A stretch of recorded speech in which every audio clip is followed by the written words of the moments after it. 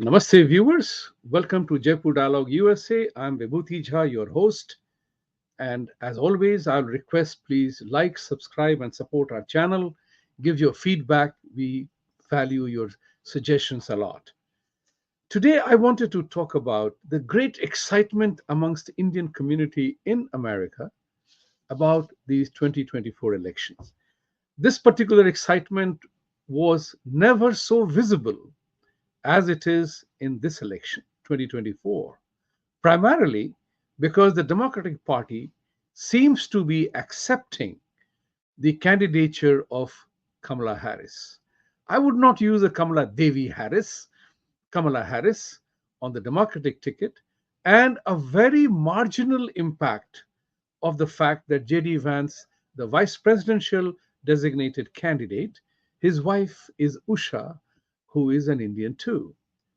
Now, it is absolutely a great moment for all Indians. Let's not deny the importance of that. But the important part here is that with reference to Kamala Harris, people are calling her Indian descent, which is true because her mother was an Indian, and but she was born here. That's why she's presidential candidate. So there's nothing Indian about her in real terms. She's born here. She's an American Indian, American all the way. But very importantly enough, as we know in the social media, that in 2016, when she was contesting the election, she was called as the 2020, 2016. I'm sorry for that.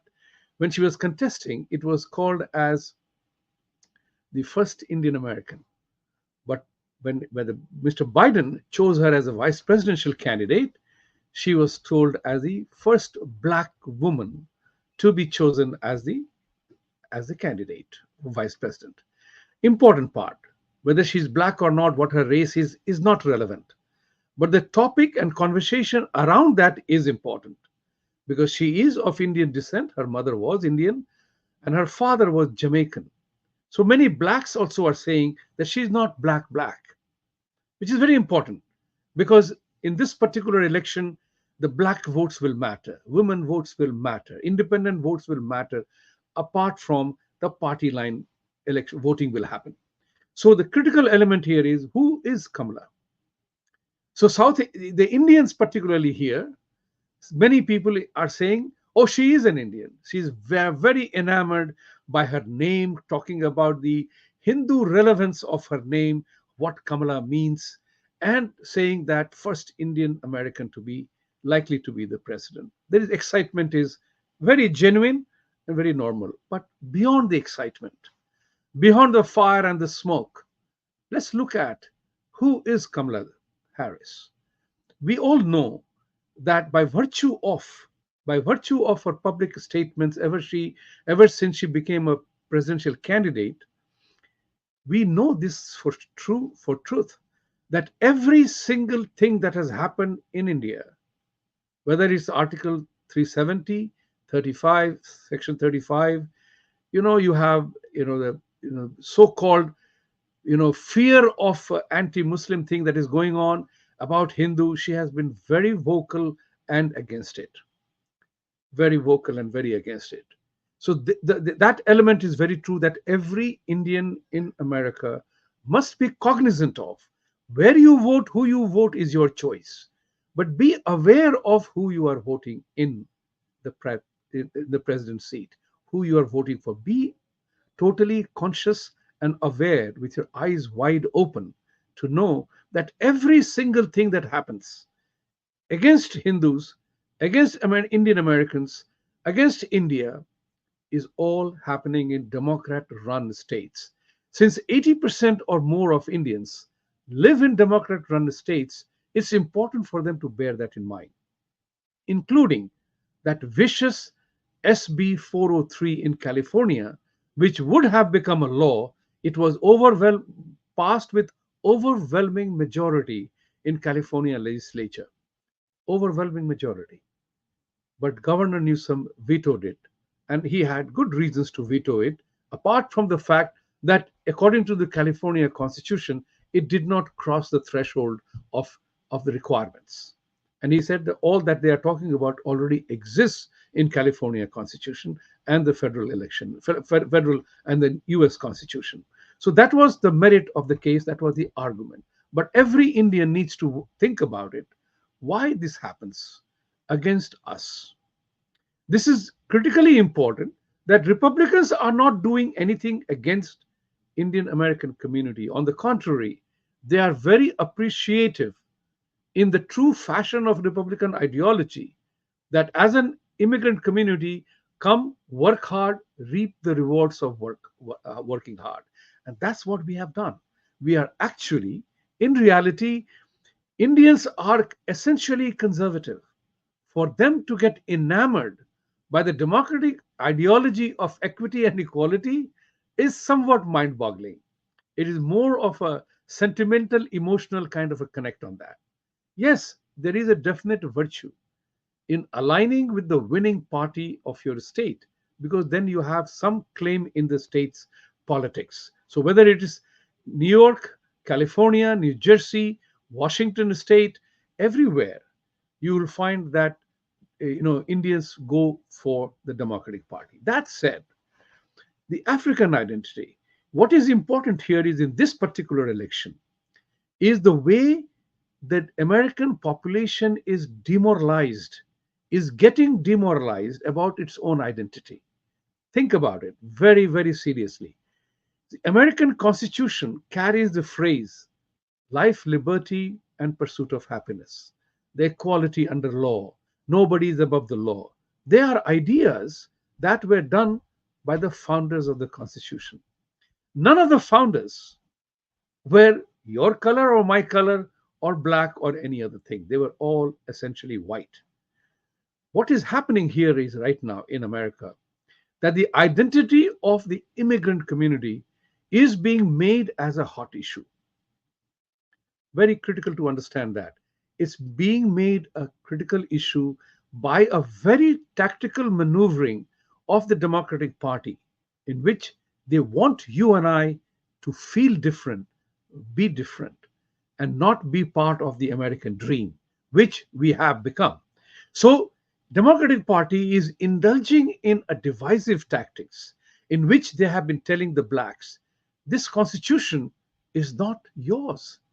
It's not reflecting your values. Likewise, they are affecting us, that we are immigrants of recent past. The entire Constitution of America was written for the white, by the white, of the white. It's not for you and I. But they forget a very important element, because we all migrated to this country. In my case, it's different. I came in this country in 1991 as an expat staff of American Express to market India's liberalization program. That's how I came here. So you can say that I came in a coveted immigrant, but a expatriate staff of American Express. So my situation was different. But majority of the people who came here, and I have interacted with them, whole lot of them actually, cutting across the length and breadth of the country, they were all came here with $6 in their pocket to fulfill their American dream, the dream that they could not fulfill back home in India because of socialist policies or whatever the government of India was doing at that time. They came with $6 and $8 of their problem with their in their pocket, worked hard, made their life, made their money, achieved wealth, and achieved a success that was considered to be a distant dream for an ordinary Indian in India. So now to make us feel that this America is not ours is classic divisive tactic of Democratic Party. They are creating a feeling of segregation in every immigrant community by saying that just as the Constitution doesn't reflect the black people's ambitions, it doesn't reflect the immigrant ambition. Think about it. Such a devious tactic. So they want to make you and I feel alienated.